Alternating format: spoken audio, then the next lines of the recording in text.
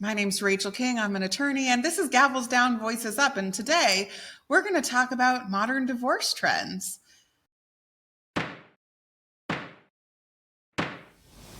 Welcome to Gavels Down, Voices Up with me, Rachel King. This is where we leave convention at the courtroom door and dive into your real stories, bold and unpopular opinions, and change-making ideas that really shake the legal world up and change where change is desperately needed. I'm here to shake it up, talk about unfiltered insights, and amplify voices that need to be heard. So are you ready? Let's get it. Put the gavels down and the voices up.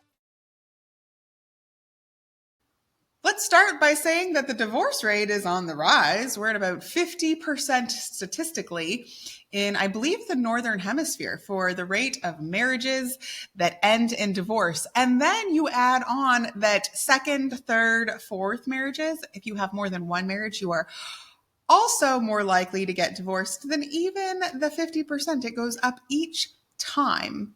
Maybe that's no surprise. And then we add in that marriage is on the decline, maybe because of the incredibly high divorce rates. But all of this leads to today's topic, which is modern divorce and what it looks like. We see a lot of divorce in the media. Every time somebody that is a celebrity or is in the limelight gets divorced or files for divorce or custody, man, it's all over. I wonder how much people get paid for TMZ or by TMZ to break these stories. Who knows? But if you are a celebrity and you're getting divorced, oh my gosh, I can just say, I feel for you. I would not want my divorce drama all over social media or the news or everywhere that it ends up. I also joke with people and I say, if you're having a really bad day, if you hate your ex, and let's assume there's no like abuse or anything going on, you got in a really big fight, go sit in family law court, because oftentimes you'll walk out of there being like, my life isn't so bad. Family law proceedings, they're open to the public. You can literally go and sit down and listen to everybody else's garbage. I don't want to say garbage. It's not garbage. It's drama, though. It's certainly drama. So it's not fun on a good day, but then you throw in a celebrity being a celebrity and man, you've got your work cut out for you. The modern divorce. Well, I would say the biggest trend that I see as we're going through the modern divorce, and again, this is based on my own personal experience. I've been a family law litigator for like over 10 years, I think, at this point. I've been an attorney for almost 10 years, but I actually did family law while I was in law school at a legal clinic. So I've been at family law for a long time, and this is my experience. First, I think let's talk about the best trend in divorce is that more and more courts are eliminating the bias that previously existed. You'll still find people all over, right? Gosh, they are strewn in my TikTok comments about how family law courts really favor women and how women always win in custody disputes and in support. But I actually think in my experience, and I've represented both wives, moms, dads, husbands, all of the higher wage earner, the lower wage earner, the abuser, the non-abuser. I've represented the gamut. And I definitely see that in the court system, there is a move to eliminate that bias that previously existed. And I'm not going to sit here and tell you that it didn't exist. Of course it existed. I mean, if we go back to the 1950s, assuming you were even getting a divorce, women were home. They were the primary caregiver for all of children, and they didn't work. So yes, the courts probably did favor women with regard to being the caregiver ongoing post-divorce of children, probably did favor women when it came to support because, my gosh, women didn't support themselves and couldn't get a job and we couldn't do anything. But we're getting away from that. In fact, courts now, in my experience, and the judges that I'm in front of regularly, truly, I think, believe, and it comes across not only in the statements that they make, but also in their orders, that having both parents involved in a child's life is more important than having one. Now, they make some decisions that are probably, not what most of us would consider, but that is such a vital component, I think, as we are sitting here in the 2024s, that judges really do understand and are trying to keep both parents in a child's life, to the extent sometimes that we're all sitting over here shaking our heads. In fact, I once had I watched a judge grant a permanent restraining order against one of the parents who the court had decided did physically abuse the child. And right after granting the permanent restraining order, where there was findings of child abuse, the court granted supervised visitation. Now, many of us are sitting here watching this thinking, oh my God. And when I heard it, I was watching this, I kind of shook my head and I was like, oh my God, what just happened? This parent abused the kids. And yet the court said, yeah, but it's so important for a child to still have a relationship with that parent as long as it's safe, that even though there was abuse, we're going to set up visitation in a way that's going to facilitate some kind of relationship, but also be safe for the child. So we are definitely seeing in modern divorce trends that men and women are treated far more equally in the custody and visitation situation. And then, you know where else, and you may disagree, is that more and more courts are requiring financial independence of both parties. Yes, there are marital decisions that are made. For example, a marital decision might be that one parent stays home to be the stay-at-home parent while raising the kids. That is absolutely a valid relationship decision. In fact, I don't really see courts coming in, getting involved in what marital decisions were made. But I do see courts saying, yes, that was a marital decision, but you're not married anymore. And so now we have to get past the marriage.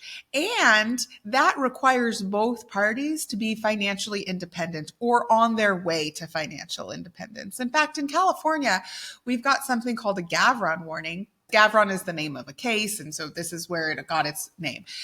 It basically says you have an obligation, if you are the supported party, the person that is trying to get support, to become as self-supporting as possible, as quickly as possible.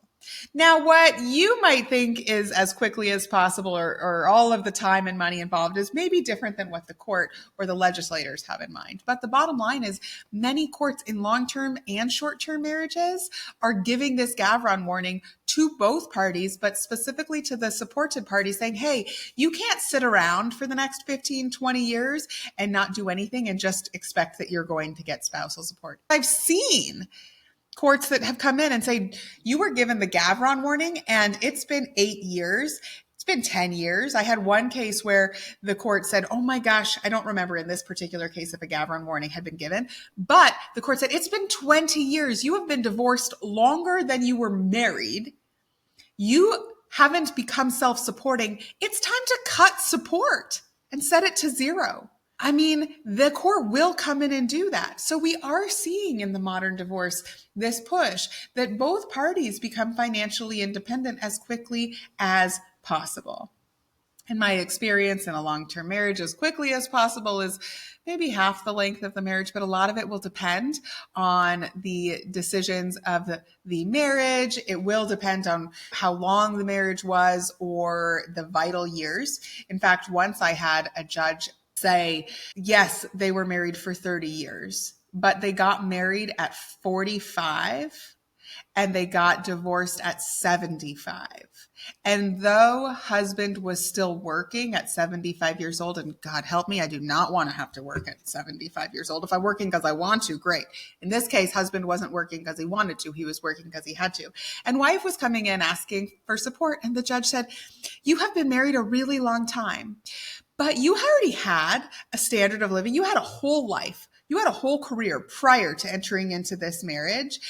And so given that, I don't think support is necessary. Not to mention, homie over here is 75 years old and doesn't have an obligation to work. And if I make support too high, he's just going to quit. So there was a lot of things that went into that judge's decision. But I think that's really interesting. That's a whole lot different than maybe getting married at 18 years old, not completing college because you have a child and you decide to stay home.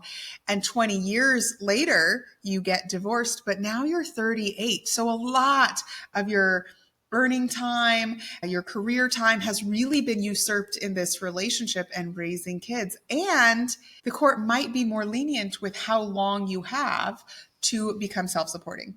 And now for a quick break. This episode of Gavels Down, Voices Up is proudly brought to you by King Law Firm Attorneys at Law Incorporated.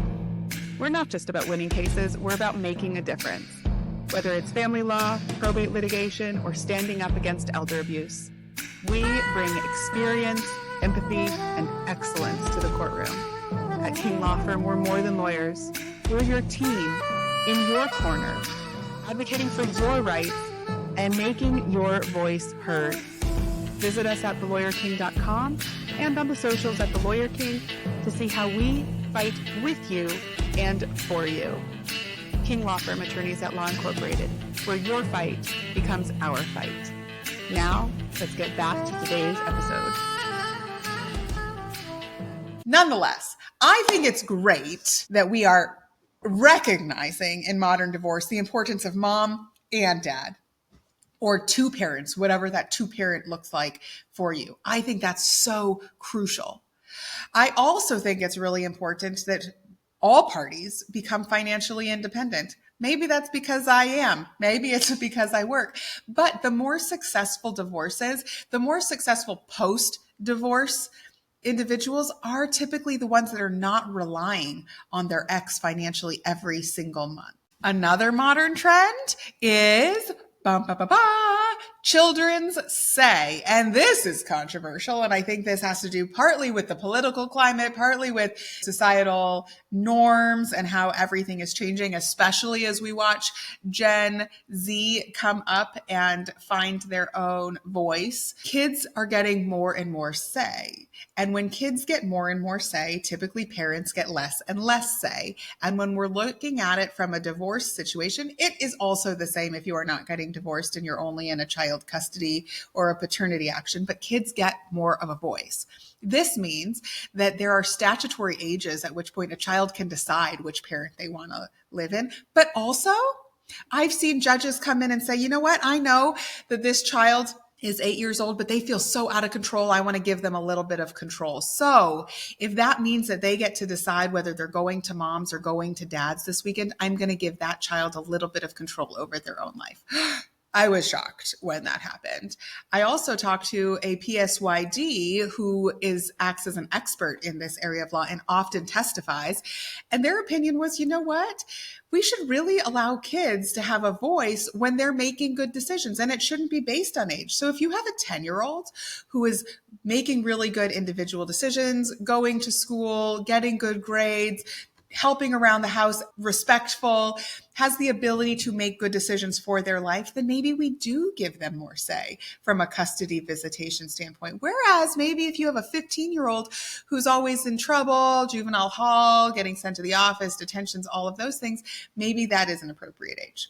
Now, when you said that, I said, oh gosh, try getting a 15-year-old into your car. Man, that's a tough age. I would say 15 is the most difficult age I've parented thus far. I've gone all the way up to 19. I'm still going through teen years with my younger two, but 15, what a challenge. So I don't know how much, even with the court stepping in and making orders, you're going to be able to make a 15, 16, 17-year-old do what you want or follow a court guideline. So it is maybe on par that as we watch divorces transition, as we watch these trends, that we're just accepting that children have a voice and that their voice should be considered in some of these. But then how do you weigh that a child should also have a relationship with both parents? And oftentimes you have parents that are totally not getting along and intentionally or unintentionally are using children as a pawn. This is why nobody's happy in family law. So if you can stay out of family law court, I know I'm talking myself out of business. It's job security with me, this high emotion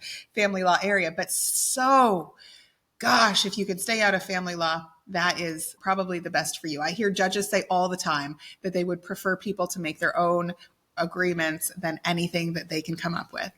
Why? Because the judge only gets like this much information, right? They get like 30 minutes worth of information. In a trial, they might get a few hours worth of information, but then they make their decision with their very limited information and then you go away. But you are stuck living with those orders. So I also am a big fan, a big believer that in family law, if you can reach your own agreement, better. I would say even in the other areas of law that I practice, if you can reach an agreement, it's typically better. You take some of the gamble out of it. I think one thing that we know for sure is people are going to continue to get married and people are unfortunately going to continue to get divorced or break up. And even with divorce on the rise, marriages on the decline, people are still continuing to cohabitate and to live together, to have their lives created together. After all, mostly it takes two people to create a baby, right? Even if you're in a test tube. So we're going to always have these situations that arise. How they manifest is always changing. If you have a question about the family law system, if you notice a modern divorce trend that you don't like or that you think needs to be changed, I always tell people, don't go bitch to your attorney, because we don't do much as attorneys. We just take the laws and manipulate the facts so that we can package up your situation the best possible way to the judge. But you know who can do something? You and your congressman, and you can vote for judges. So go do something like that. If you don't like how modern divorce and family law is being handled, go out and take action, because as a people, we can effectuate change. My name's Rachel King. I'm an attorney. I've got a book coming out called Getting Divorced Now What that I'd love for you to go get a copy of. RachelKingAttorney.com for more information on that. And until next time, gavels down, voices up. Thanks for tuning in to Gavels Down, Voices Up. Like what you heard? Then don't just sit there. Subscribe, share, and tell me your thoughts. I'm Rachel King, bringing not just my opinions to the mic, but about the courtroom too. Your part, keep listening, keep engaging, and until next time, let's keep those gavels down and our voices up. Unmistakably up.